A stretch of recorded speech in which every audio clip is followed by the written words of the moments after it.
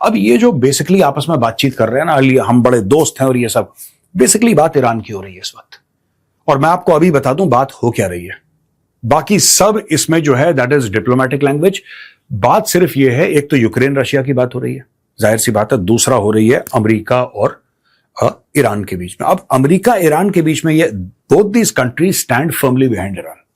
ये इनको weapon supply करते हैं, इनका तेल खरीदते हैं, तो ईरान के पीछे रशिया और चाइना खड़ा हुआ है। यही कारण है कि अमेरिका को इतनी ज्यादा प्रॉब्लम्स हो रही हैं। जो हम लोग कहते हैं कि ईरान बड़ी बहादुरी से लड़ रहा है और यूएस को मजे चखा दिया, वो एक फैक्ट है, वो तो सच है। लेकिन उस सच के पीछे चाइना और रशिया की टेक्नोलॉजी, उनके हथियार, उनका पैसा है। अकेले नहीं लड़ रहा है ईरान। अगर किसी को ऐसा लग रहा है कि देखिए अकेले पूरी दुनिया से भिड़ गया, नहीं, ईरान के बिल्कुल पीछे रशिया और चाइना खड़े हुए हैं and they have provided a great deal of support. जाहिर सी बात है।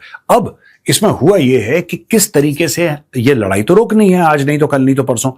इस लड़ाई में बेस्ट डील कैसे निकल सकती है। यूक्रेन की लड़ाई में America was not one of the belligerents. America लड़ाई में डायरेक्टली शामिल नहीं था। जो रशिया यूक्रेन के, अमेरिका पैसे देता, हथियार देता है, मदद देता है, डिप्लोमेटिक सपोर्ट देता है, ये सारी की सारी चीजें ठीक हैं। लेकिन the United states of America was not a direct belligerent. उसने सीधा यूक्रेन के अंदर हवाई जहाज उतार के रशिया के ऊपर बम नहीं मारे उसने। लेकिन ईरान के साथ दूसरी प्रॉब्लम है कि America has directly attacked Iran.